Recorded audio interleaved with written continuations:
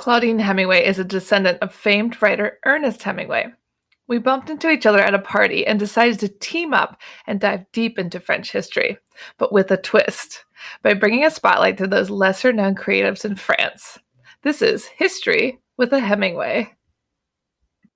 Welcome back to Paris History. Avec Hemingway. I'm back with Claudine, and once again, we are revisiting the Luxembourg Gardens, which is full of beautiful statues, and we're going to learn more about some new ones this week. Yeah, I love the Luxembourg, as we talked about last week. And when I first came to Paris, I saw it, and then that's when I said I had to stay close to that and live close to it from now on. But it is endless. You could go in there, you could spend an entire day just going from one little part of the garden to the other. And like we said last week, there's over 105 statues and monuments in the garden. So we aren't even like between this episode and last week's, I think we are only talking about 20. So Yeah, so there many. is a lot. One thing that is in the garden, so besides all the statues, but there's also some pretty cool things. And one of the cool things that's in there is a carousel. And the cool thing about this carousel, it is the oldest one in Paris, and it was designed by Charles Garnier, who did the beautiful Opera House in Paris. It is one of the most beautiful buildings in all of Paris, inside and out. But he designed that. And when I heard that, I went to go see it, and I went thinking it's going to be this beautiful thing that looks like the Opera House. It's very plain. It's very plain. He put all his energy into the Opera House, but it was inaugurated in 1879. And the carousel, like everybody knows, every kid growing up in America, they remember carousels. At least I do. When I was a kid, we always loved them, especially the ones where sometimes they'd have giraffes or different animals, and they'd move up and go up and down. But there's a reason, and we might have talked about this a long time ago, but I do love this story. But on June 5th, 1662, Louis XIV threw a party for his upcoming child, who was going to be the future Dauphin. This large party that he held was in the Jardin des Tuileries. It was at the edge where it was in between now, that's closer to the Louvre side of it. And it is where the Arc de Triomphe du Carrousel is, which is right in front of looks at the pyramid, but it is called still the carousel because of this event that happened there. So at the time, a carousel was actually a thing that they did. They were on horses, and they would be riding on their horses. They would be carrying lances that you use like for jousting. And there were these big, huge poles, and these poles would have ribbons that had big, huge hoops on it. And you would almost have like this jousting where you'd go along and you'd put the lance into when you caught the ring, you got points and you were winning. And that was what was called a carousel. So when carousel rides themselves were created, they were originally only for adults. Oh, what? That's so fun. Yeah. And so when they first were created in Paris and all over France, they were for adults, and they still had these rings. Like they would have these ribbons hanging down with rings. And so people would be on these carousel horses trying to catch these rings. So it's the same thing. And now just on a, pretend horse. But they weren't started to be a kids thing until the 1920s. Wow, so it was always for adults. I mean, I Yeah. love a good carousel. Yeah, I mean, I've ridden the carousel in Paris before. It's always really fun to go around. And if you do go to the amazing museum that's over in Bercy, and it is the Fairground Museum, and it's not just always open every single day, and you have to have a ticket before you go. You can't just walk in and buy a ticket. But I'll put a link to it on my website, and it's so cool. And Midnight in Paris was filmed in there. So there was a scene in Midnight in Paris when he goes to the party with Adrien, and there is a carousel, but this one is of bikes. And you literally pedal the bike, and that's how the carousel moves around. And they had it in the movie. And when you go to this museum, you get to actually do all of those things.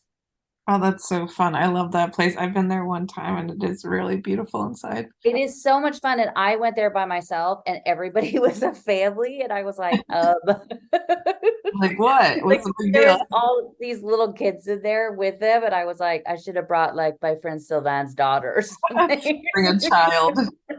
Because I just felt kind of like, should I bring a kid with me?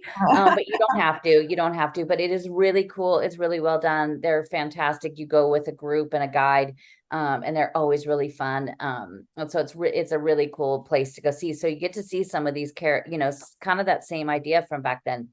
But go into the Luxembourg and see that one for yourself and even ride on it. There's also ponies in there. You could ride. You take the little kids. That they don't let the big kids do. They just let kids to do it. We can't, us adults, because they're all Shetland ponies, which is what I had when I was a kid. My dear Buttercup, rest in peace. But these, they're as an adult, they basically come up to your waist, so they don't really want adults to be riding on them. Right. Too big.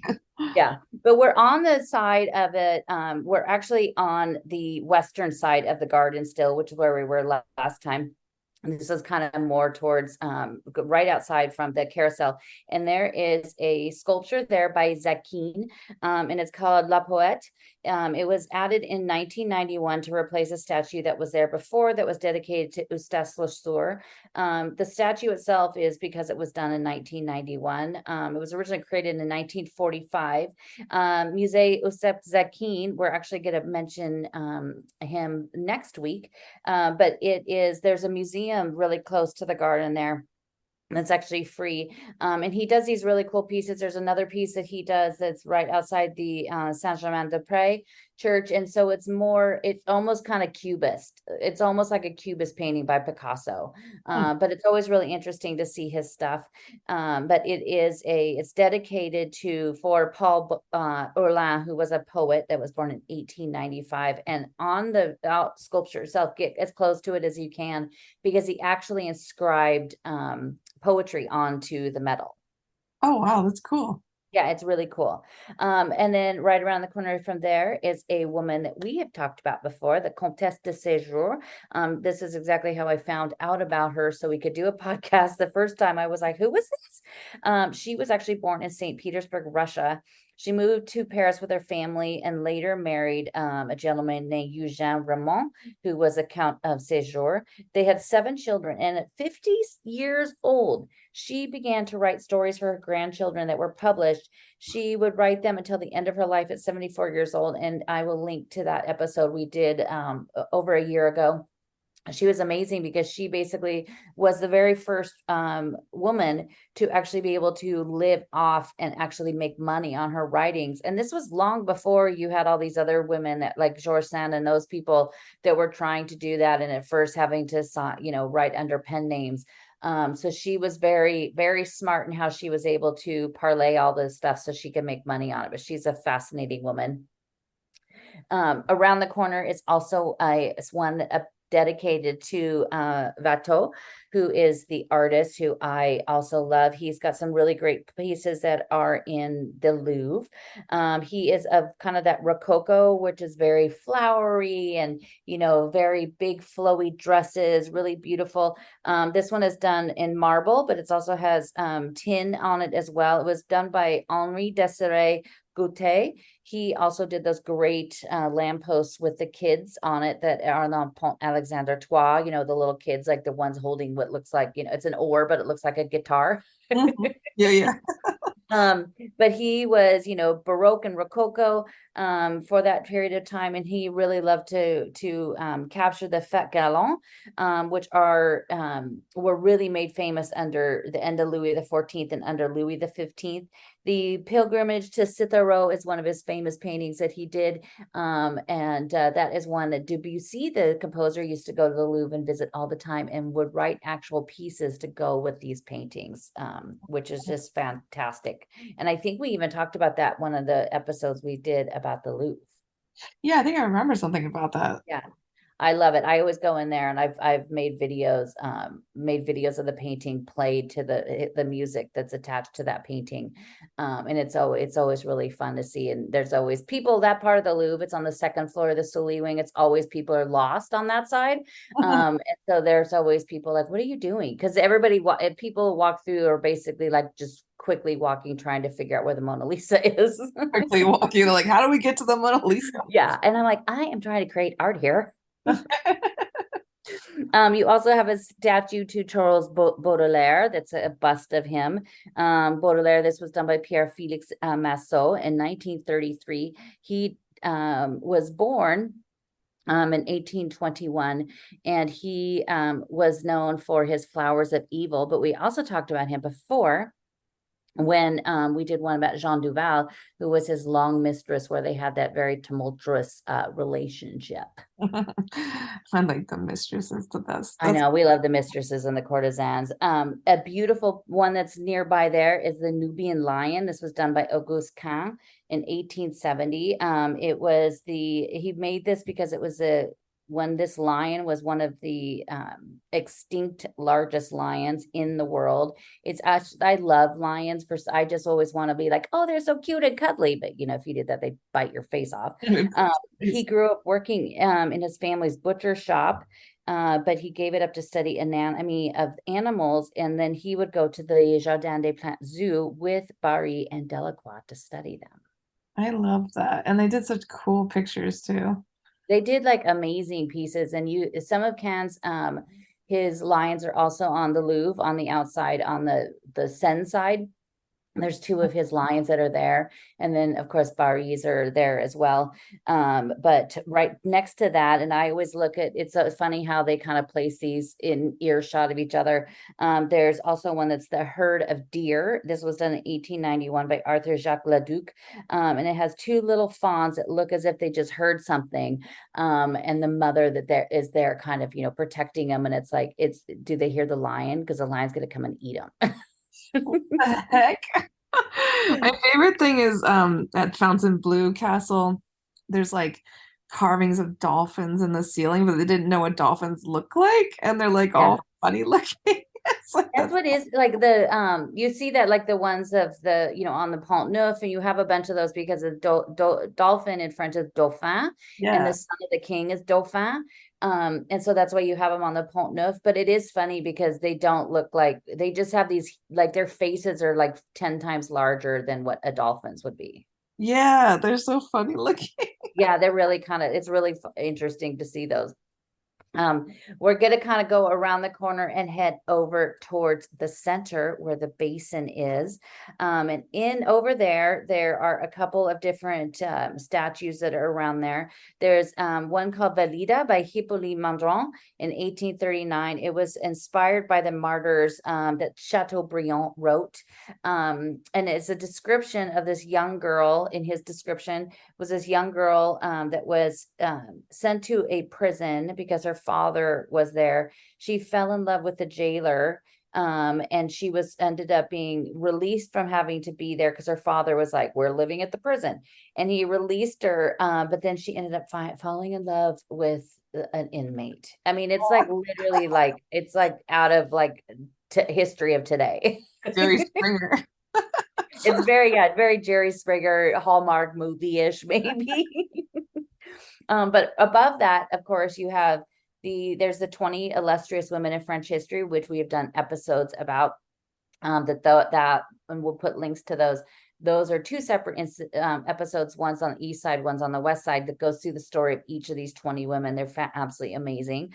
But also down below there is one that's standing on a pedestal, and this is Vulcan.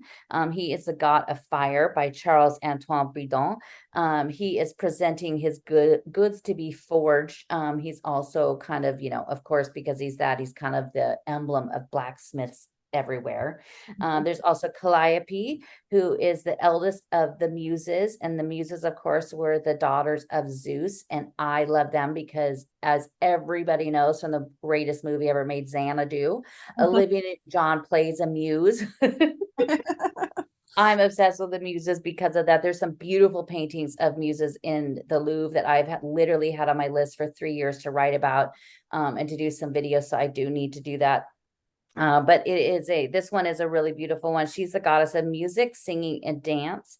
And this one was one that was brought to France after the siege of Sebastopol in 1856.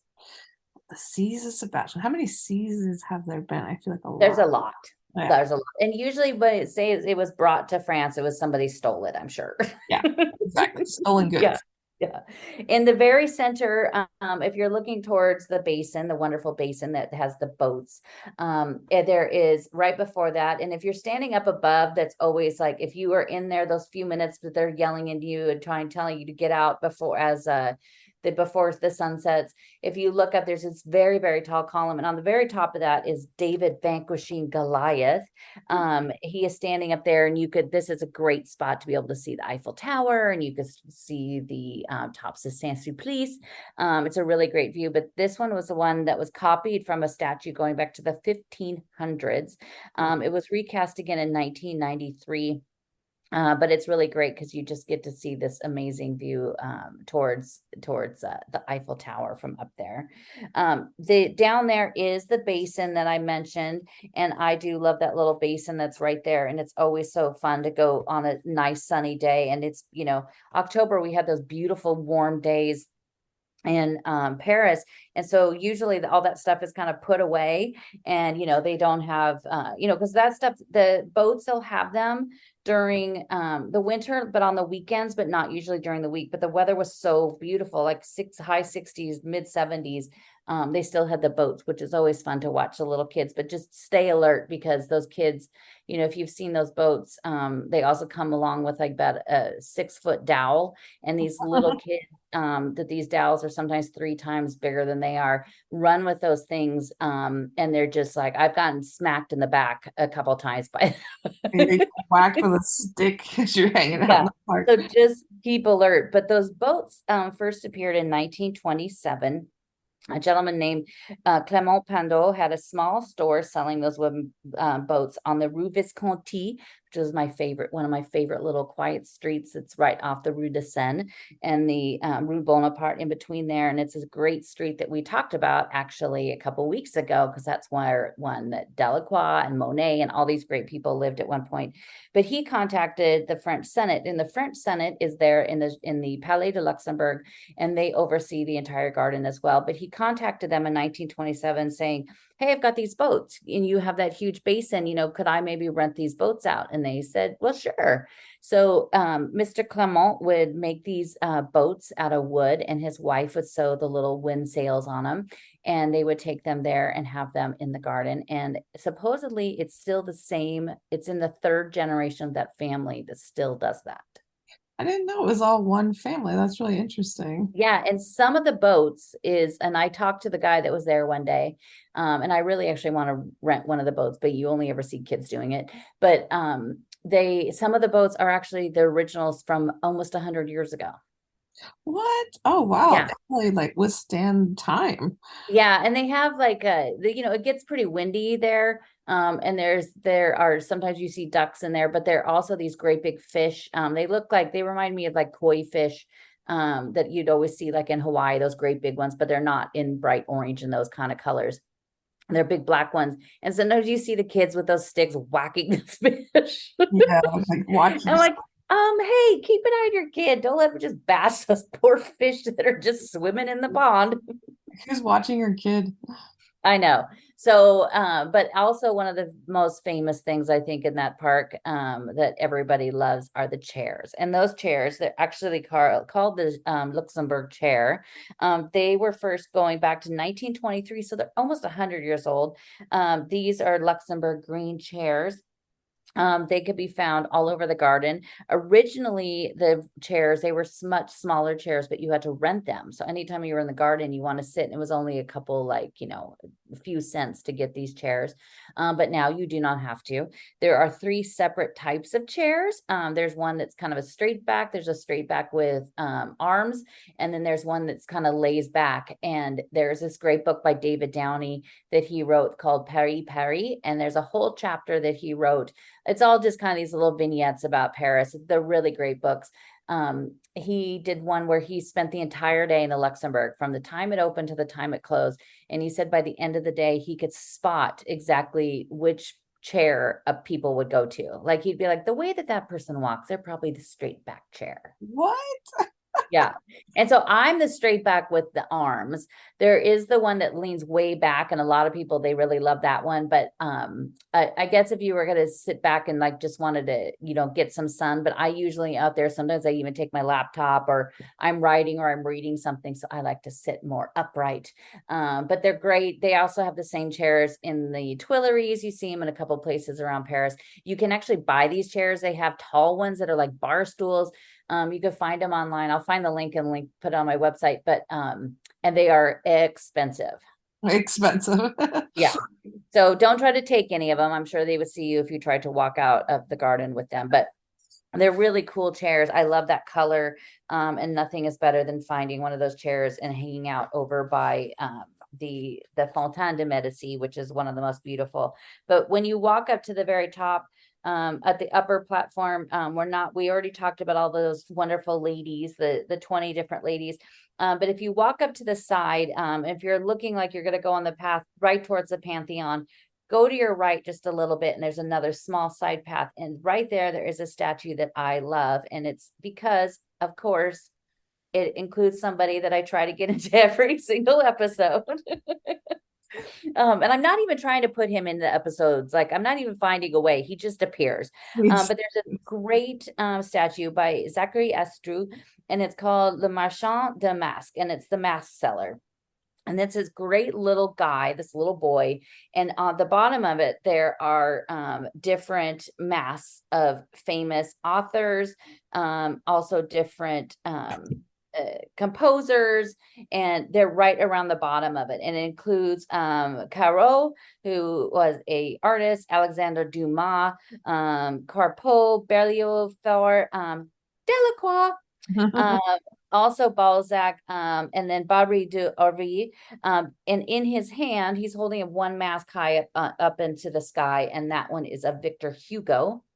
There used to be 3 masks that hung down from his other hand, but those have disappeared long ago. I did find a really cool old black and white photo of it from the 1930s, 1920s, and it did show the ones that were hanging down. But it's a really cool, and like the masks, they look exactly like the faces. Like Balzac's face is very famous, Delacroix, of course, Alexander Dumas, of Three Musketeer fame. A lot of those faces are very famous, but it's a really cool one. And if you keep going down that a little bit, there's another really lovely monument, and it's called Le Cri, Le Cray, and it's done by Fabrice Hibert.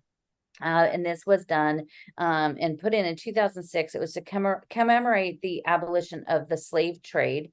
It was inaugurated in 2007. On one side of it, it's in bronze, and it looks like 3 chains, and they're flat. They're not like big round chains, but they're flat.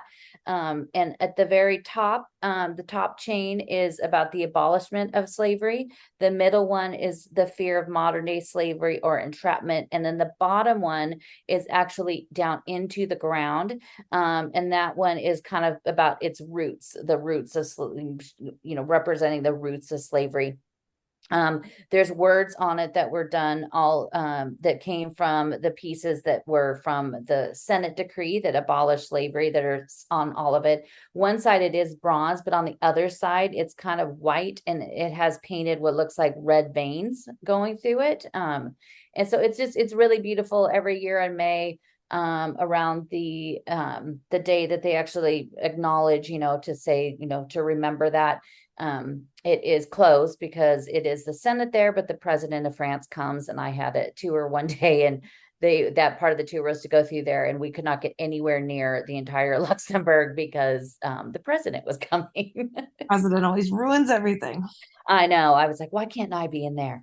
But right around the corner from that is also one that was done by Rodin.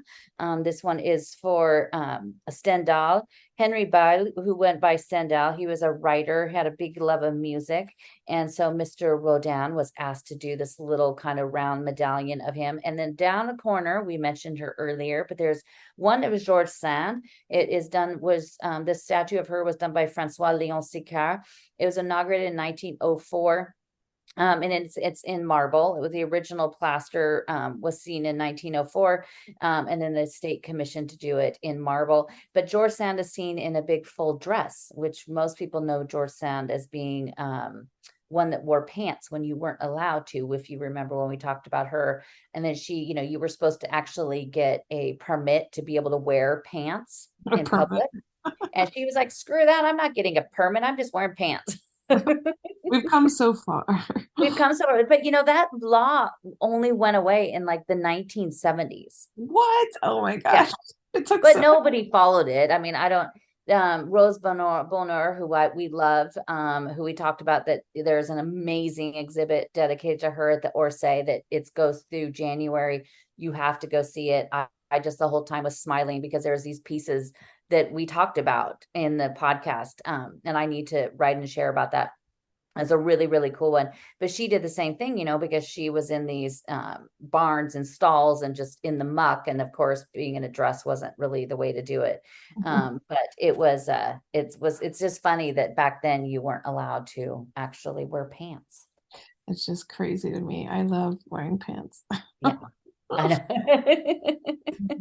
I used to never wear dresses because when I was a kid and I went to private school until like my freshman year in high school, we only had to wear dresses or skirts. And so for a very long time, I was like, I hate them. I'm never going to wear them. And now I own and wear lots of dresses.